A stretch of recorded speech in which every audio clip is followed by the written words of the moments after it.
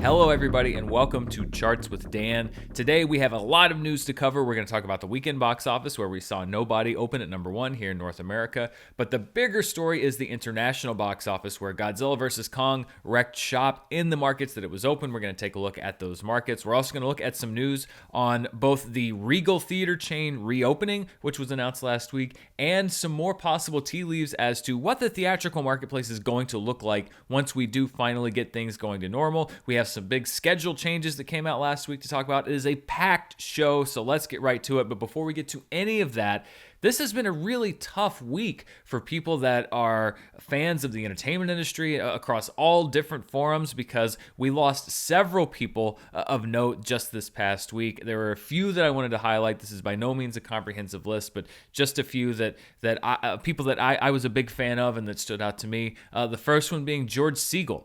George Segal is, if you don't know the name, you definitely know the face. He started out as the star in a lot of classic movies like Who's Afraid of Virginia Woolf, which is a great film with Elizabeth Taylor, Richard Burton, Sandy Dennis, and also Fun with Dick and Jane with Jane Fonda back in the 1970s. Most people now, or at least people around my age, probably know him more as a face from television. He was on several seasons of Just Shoot Me. He has most recently been in The Goldbergs. I think the first time that I remember seeing him was as the father of the baby in Look Who's Talking, the kind of sleazy boss at Kirstie Alley's workplace. Always a funny persona, always a very energetic and vibrant presence in anything he was in. So George Segal, one of the names that we lost last week. Another one, Beverly Cleary. Now this is a name that is known to generations of kids. She was one of the most read and most beloved children's authors of all time. One of the first, if not the first book series that I ever read when I was a kid was the Henry Huggins book series, which was published, 35 years before I was born, followed by Ramona Quimby. So many kids grew up on her work. I remember the concept of Dear, drop everything and read. There's a day that is celebrated on her birthday every year where kids around the country drop everything and read a book for 30 minutes, but it's really a movement. It's something that we had in elementary school. We had drop everything and read time. How many kids in the world started reading because of Beverly Cleary and her books? Strangely, even though her books are extremely popular, only one major film adaptation, which is Ramona and Beezus, which came out several years ago, starring Selena Gomez. You would think that perhaps more things would have been adapted, but that is the only major one. But Beverly Cleary, one of the most notable names in children's fiction, also passing away. Another writer, very prolific writer, although in a different realm, Larry McMurtry. He has had movies adapted from his books. Those movies include HUD. Terms of Endearment, which was a Best Picture winner, was adapted from a Larry McMurtry book. He also had one of the most famous and successful TV miniseries of all time adapted from one of his books, and that would be Lonesome Dove. Larry McMurtry was nominated twice for screenwriting at the Academy Awards. One of them was for adapting, with Peter Bogdanovich, his novel, The Last Picture Show, which is a seminal movie, particularly of the new wave of the 1960s going into the 1970s, the new era of independent filmmaking that brought us filmmakers like Peter Bogdanovich and Steven Spielberg, Martin Scorsese, Francis Ford Coppola, Hal Ashby. That whole movement, that movie, The Last Picture Show, is a key and crucial movie in that movement. And McMurtry won the Academy Award for his screenwriting on Brokeback Mountain, a movie that we're talking about on my movie club just this month because I feel like it was shamefully overlooked as Best Picture in favor of Crash that year. But McMurtry did win the Academy Award alongside Diana Ossana for writing that film. Larry McMurtry also passing away. And finally, Jessica Walter, who to my generation is probably known as either Lucille Bluth, the matriarch of the Bluth family on Arrested Development, or as Mallory Archer on the TV series Archer, or both. Two of the funniest shows going. Just a hilarious, when you talk about the cast of Arrested Development, to say that somebody was a standout is a pretty high compliment because that's one of the most talented casts of all time. But Lucille Bluth has always been one of my favorite characters on that show, and it is so much because of Jessica Walter and what she brought to that role. She was also had a few notable film roles, perhaps most memorably in Play Misty for Me, which was Clint Eastwood's directorial debut. So Jessica Walter making a huge impact on the big screen and the small screen. So a very difficult week for people who are into great movies, into great television, and into great books. To all of these monumental figures, to their friends, fans, and family, of course, condolences. They will all be missed dearly. Let us transition now to the box office for this past weekend. And as expected, Nobody was the number one new film at the box office with $6.8 million. Given what we've seen for an R-rated film to open number one with those kinds of numbers, that's not too bad. Certainly didn't blow the doors off the place, but a good start. The hope is that as the theaters continue to progressively open, that Nobody will have great legs and be able to multiply that opening a few times over. At number two, in its fourth week, Raya and the Last Dragon. At number three, Tom and Jerry. In its fifth week, its theatrical exclusivity window is now open.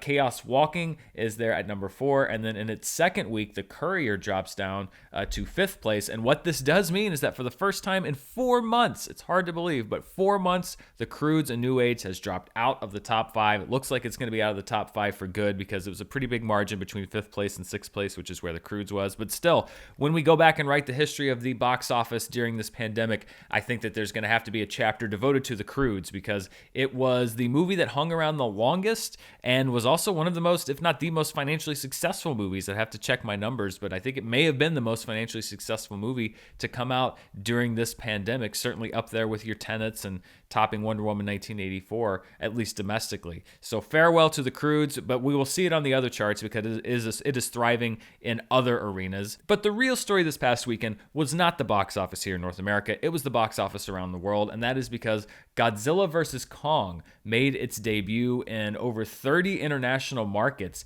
this past weekend and also set a high water mark for a Hollywood film during the pandemic. It debuted to over $120 million worldwide. That's a great number. That is a number that's starting to look more and more like a movie that would have come out before any of this happened. Let's look at the major markets for Godzilla vs. Kong. The number one market, not surprisingly, was China with $69.2 million. It was holding pace with Kong Skull Island, which was a big hit over in China. So it doesn't look like it is definitely going to make over $100 million, and I think by quite a large margin in China. Then Mexico was the second largest market with $6.5 million, Australia with 6.3, followed by Russia and Taiwan. Then we have India, Thailand, South Korea, Vietnam, and Malaysia. And now the attention turns to the North American box office because what are these numbers going to look like? It's really hard to peg some kind of an expectation on them. I think it's going to be a pretty nice opening. I think that Warner Brothers is going to be happy with it in the scale of the pandemic, but how high can it go? It just depends. How many different theaters are going to be open? How many people are going to feel confident seeing it? And then you have the HBO Max factor. We don't quite know just how much that is going to weigh in. This will be the first big stress test when we look at the numbers for Godzilla vs. Kong. If it's a lower number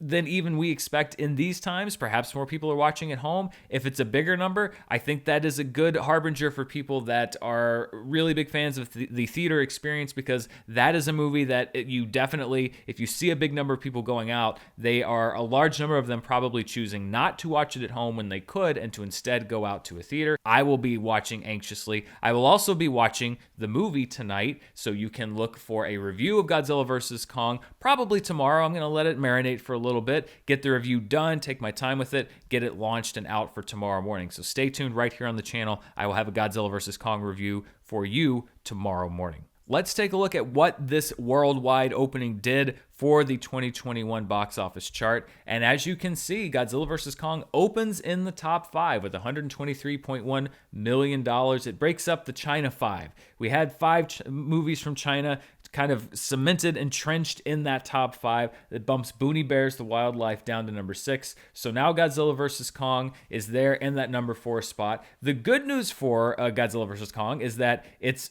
almost certain that it's going to, not almost, it is definitely going to take up that number 3 spot probably next weekend based on what it does in its second weekend in the international markets in which it's open, and then what it does here in the United States and also in Canada. Now the question is going to be, does it have the gas to get up to number 2 or even number 1? I would say number 1 is probably a long shot. Number 2, we'll have to see. We'll know this time next weekend. As I mentioned, Boonie Bears there at number 6, Raya and the Last Dragon holding there at number 7. It has passed Tom and Jerry, so Tom and Jerry is now at number 8. Raya pulling ahead of it internationally. And then New Gods, Nature Reborn drops down to number 9. Evangelion, the new Evangelion movie, is now in the top 10. The Yin Yang Master and Avatar, the re-release of Avatar, both out of the top 10. Let's look at what the 2021 domestic chart looks like, and I think this is going to look a lot different. You're at least going to see one more extra movie on here next week. But as of right now, Tom and Jerry remains the number 1 film of the year domestically with $37 million. Raya and the Last Dragon at number 2. The Little Things, The Marksman, and Chaos Walking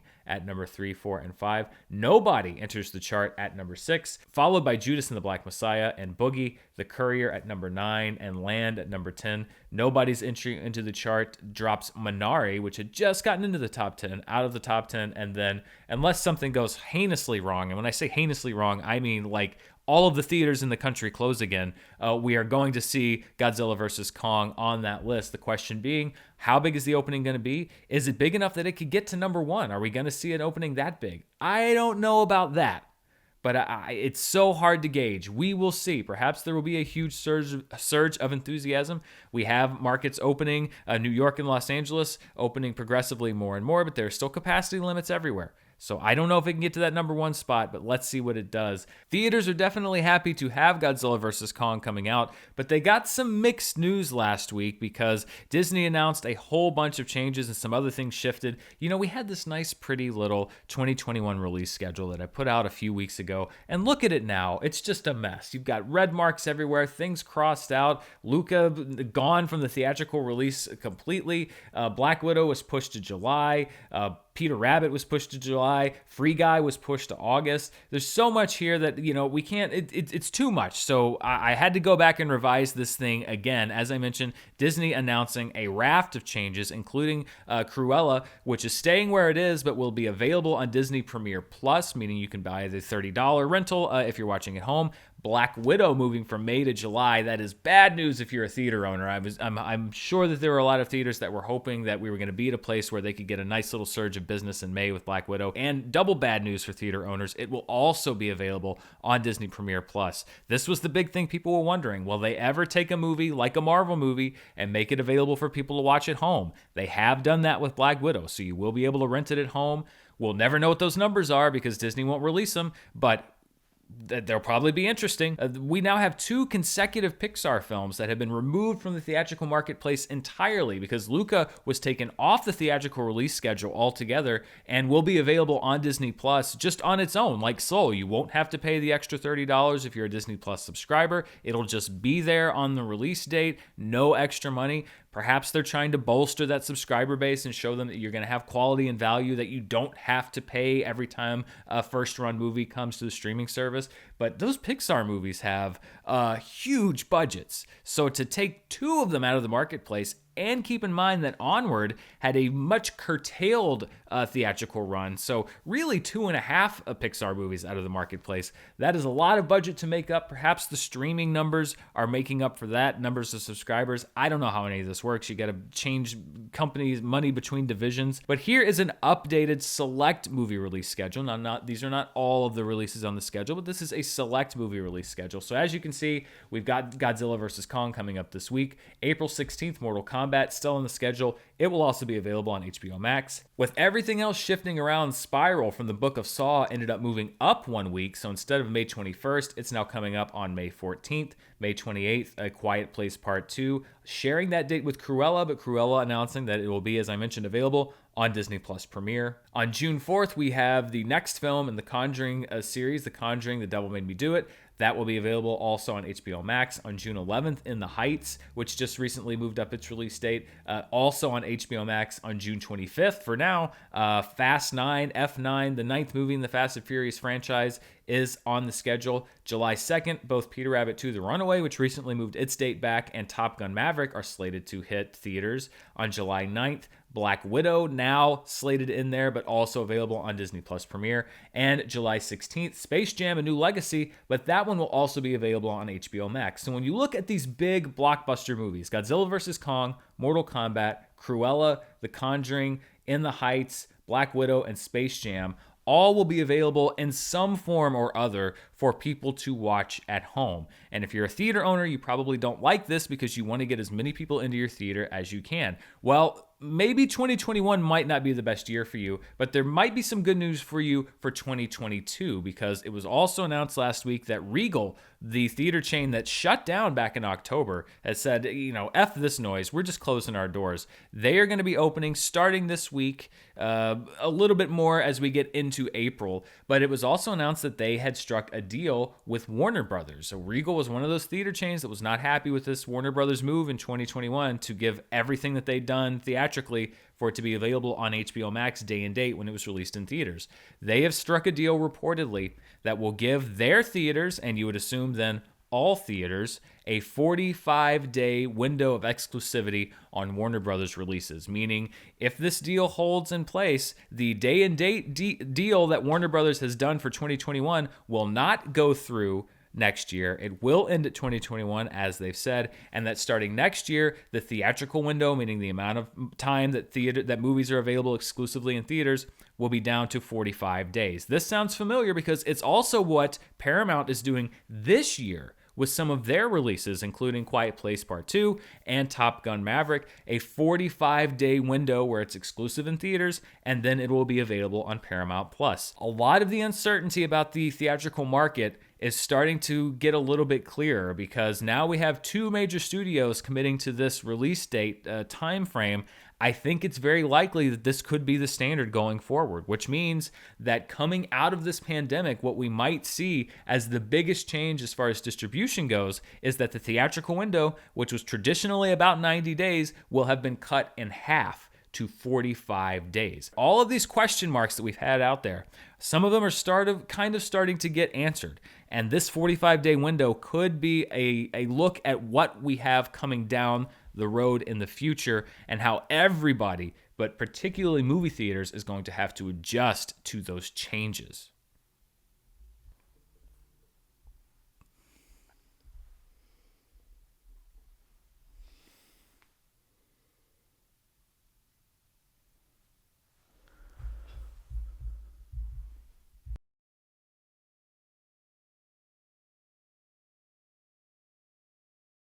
Okay, so funny story. As you may have just seen, right in the middle of this episode, I got a text from a vaccine standby list that I signed up for a few weeks ago saying that I could get a vaccine if I got there in the next 30 minutes. So I literally dropped everything, ran out the door, went and got my first dose, and now I'm back an hour later. I have now gotten my first dose of the vaccine. I got the Pfizer vaccine. I will be returning to get my next shot in about 21 days, and I am very excited, to be honest. This is something that I had hoped for. The eligibility in my state was not yet open to all adults, so I was hoping that there would be some kind of opening on these vaccine standby lists. If you find one that is legitimate, and you have to do your research, this one was legitimate. I used one called Dr. B. The way Dr. B works is that at the end of the day, if there's a pharmacy or some other type of resource that has leftover doses, if they're participating in the program, they can notify people who have signed up to be notified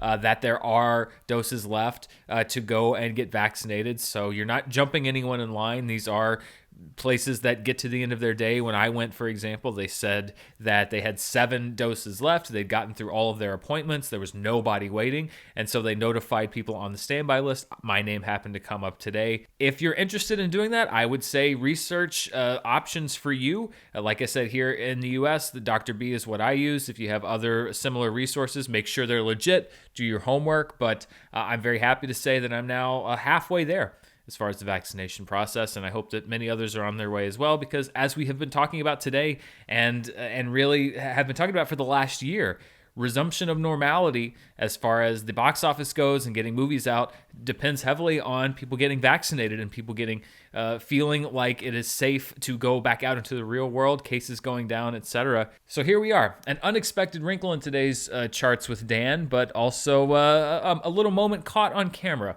for the world to see. Let's continue with what we were looking at, and that's our box office flashback from a time before all of this craziness was happening. And we're going to go back to a very central weekend in young Dan Murrell's life and in the life of a lot of other people my age. We're going to go back to the last weekend in March 1990, and that is when the feature film adaptation of Teenage Mutant Ninja Turtles hit theaters. $25.3 million opening in $1990. Teenage Mutant Ninja Turtles would go down in the record books as the most successful independent film ever made. I think this movie still holds up pretty well. It's a lot darker than you would think for a movie about talking turtles that are ninjas and also teenagers and mutants back in that time. In second place, Pretty Woman in its second week with $12.4 million. The Hunt for Red October in week 5 at $6.5 million. In week 16, Driving Miss Daisy was in the top 5. Now, historically, this was the weekend following the Academy Awards. So Driving Miss Daisy had just won Best Picture and some other awards, including Best Actress for Jessica Tandy. So this was a bit of a surge going into coming out of the Academy Awards. There was also a surge the previous weekend. It had re-entered the top 5 as people were going to see it leading up to the Oscars. This is a pattern that we don't see as much anymore, but movies that were around long enough that once you won Best Picture, you could put it out in more theaters, people would go see it. And then at number 5, the Dana Carvey comedy Opportunity Knocks. This is one of those things I call a video store movie, in that I never saw the movie, but I know what it is because I remember seeing the box in the video store. Let's look at some other notable moments from this week in box office history. Week 13, believe it or not, we're already 13 weeks in. In 1963, Alfred Hitchcock's The Birds hit theaters, one of his more notable films, definitely one of his more famous films. Never been one of my favorites, but definitely a famous one. In 1988, Beetlejuice. You would think that would open sometime around Halloween. Nope, opened in late March. That haunted the box office in 1988. In 2010, so over a decade ago now, How to Train Your Dragon opened at number 1. And 5 years ago, believe it or not, it is hard for me to believe, Batman v Superman, Dawn of Justice hit theaters. It divided critics and audiences. There are many who now are defend the film. They had the director's cut that came out that certainly, in my mind, made it an easier film to follow. It didn't fundamentally change the movie for me, but at least the plot made sense. Of course, now some would say 5 years later, Zack Snyder has been vindicated with the Zack Snyder's Justice League continuing to make headlines and trend, etc. But here we are 5 years really from the epicenter of all of that starting, the release of Batman v Superman, Dawn of Justice. And before we wrap things up, let's look at the streaming charts, what people are watching, not at the box office, but through various different streaming services, or at least what they're purchasing and renting. And let's start with Amazon. At number 1 this week is The Father, which is a Best Picture nominee, also a Best Actor nominee, available premium video on demand, followed by Minari. News of the World, the rental window is open on that film, so that's there at number 3. People are also renting The Croods: A New Age and Promising Young Woman at 4 and 5. The Mauritanian premium video on demand is at number 6, followed by Land, also still PVOD, then Monster Hunter, Greenland, and Lone Survivor. Lone Survivor really the only what you would call library title, older title in the top 10 on Amazon at number 10. Let's check out what people are watching from iTunes, either on your Apple TVs, your Apple devices, etc. At number 1 is Promising Young Woman. The buy-rent window opened there. A lot of buzz coming off the Oscar nominations still. At number 2, News of the World, now that you're able to buy and rent that on iTunes. At number 3 is The Vault. And a lot of these movies that we're going to talk about both on Apple and Netflix, they sound like they came out of random word generators. The Vault is a bank heist movie set in Spain starring Freddie Highmore, in case you don't know what The Vault is. That is followed at number 4 by Monster Hunter in the buy rent window. At number 5 is a 99-cent rental called Horizon Line, which is a plane crash survival film starring Allison Williams. At number 6 is Tenet in the buy rent window. At number 7, The Croods. Heat is at number 8. Because why not? Heat's a great movie. Then The Father, the PVOD of The Father is there at number 9. And Wonder Woman 1984, still in the top 10, clinging to the top 10. It's still in the buy-only window. You cannot yet rent Wonder Woman 1984, which may be why it saw a bigger drop week to week than you might have expected. Now let's look at what people are watching on Netflix. So this is Netflix, the entire streaming service. So this includes both TV shows, or I guess you could just say shows, series, and movies. At number 1 is the Netflix prank movie, Bad Trip, followed by the Netflix series Who Killed Sarah, The Irregulars, which is a crime investigation series set in the world of Sherlock Holmes. Then you have Secret Magic Control Agency, which is a Hansel and Gretel animated spy film from Russia. Again, very much sounding like Mad Libs here. Ginny and Georgia at number 5. At number 6 is Seaspiracy, which is a somewhat controversial documentary from what I've been reading about the effects of the global fishing market. At number 7, this is going to be on our TV in our house as soon as we have some free time. New episodes of Nailed It, one of my favorite shows on TV. I love that show. At number 8 is Coco Melon. At number 9, A Week Away, which is a Netflix original movie. And at number 10, the Nickelodeon series Big Time Rush. Between iCarly and Big Time Rush, we're seeing a lot of Nickelodeon shows on this top 10 for Netflix. Very popular library titles for that streaming service. Let's look when you narrow it down just to movies and see what movies are popular on Netflix. At number 1 is Bad Trip, followed by Secret Magic Control Agency. Had to look up exactly what that was again. It's a very weird translation. Seaspiracy there at number 3, A Week Away at number 4, Yes Day, the original Netflix film at 5, followed by Deadly Illusions, Operation Varsity Blues, Savages, The Secret Life of Pets 2. Those are all carryovers from last week. And then at number 10, a documentary on the Queen and her sister, Elizabeth and Margaret, there at number 10. And that wraps it up for Charts with Dan this week with my little hour break in between that you didn't see. Before we go, just a couple things I want to mention. Number 1, as always, if you want to check me out on Patreon, you can check me out at patreon.com/Dan Murrell. I actually made some changes just this past week. At the $5 level, which is the lowest level on my Patreon, now all patrons will get to be involved in my monthly AMA and ask questions there. Also, all patrons will get a movie commentary every month that you get to choose also as patrons. These are things that I've been doing on Patreon for quite a while, but that were at higher tiers and based on feedback and participation, etc. I'm opening that up to a few more patrons. So if you haven't checked out my Patreon, this month is a good time because we've got all those things unlocked at the $5 level. Also, I'm still doing things like Movie Club and Schmodown commentaries, Schmodown study sessions at various levels. So I'd love to have you come and join me there. I'd also like to mention my podcast, All My Movies, which I think you're all about to be more familiar with because in conjunction with the Schmodown Entertainment Network and Skybound, who are my partners on that show, we have decided to move that show from the Schmodown Entertainment Network YouTube channel to this channel. So actually starting this week, All My Movies will become a weekly fixture on my YouTube channel. You're going to be getting a library episode this week. I'll add on a new introduction for people that don't know. But stay tuned because now every week, in addition to charts and in addition to reviews and all the other stuff that I'm doing,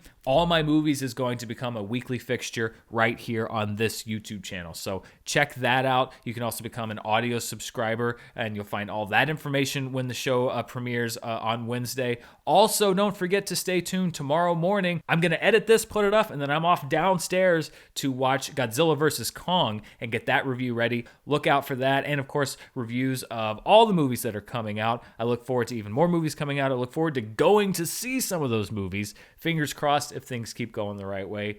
Thank you so much for watching, and I want to thank some of these patrons. These are some of my producer-level patrons. It's the highest tier on my Patreon. They have been so supportive and so amazing, and they've been patient and have stuck with me as I've tweaked and adjusted things. These are the patrons that I do my Schmodown study sessions with and everything else. It's been so great hanging out and getting to know them. I just really have a great time, and I'm trying to kind of balance everything that I do because I get to meet so many different groups of people based on what I'm doing. The very middle of next month in April will mark the 1-year anniversary since I launched this channel, since I launched the Patreon, etc. It has been a year of change, but it has been very exciting, and I'm getting close to 100,000 subscribers, which I am super crazy about, and I think that's amazing. Thank you so much for watching. I'll see you soon with my Godzilla vs. Kong review. Stay safe out there, and I'll see you next time.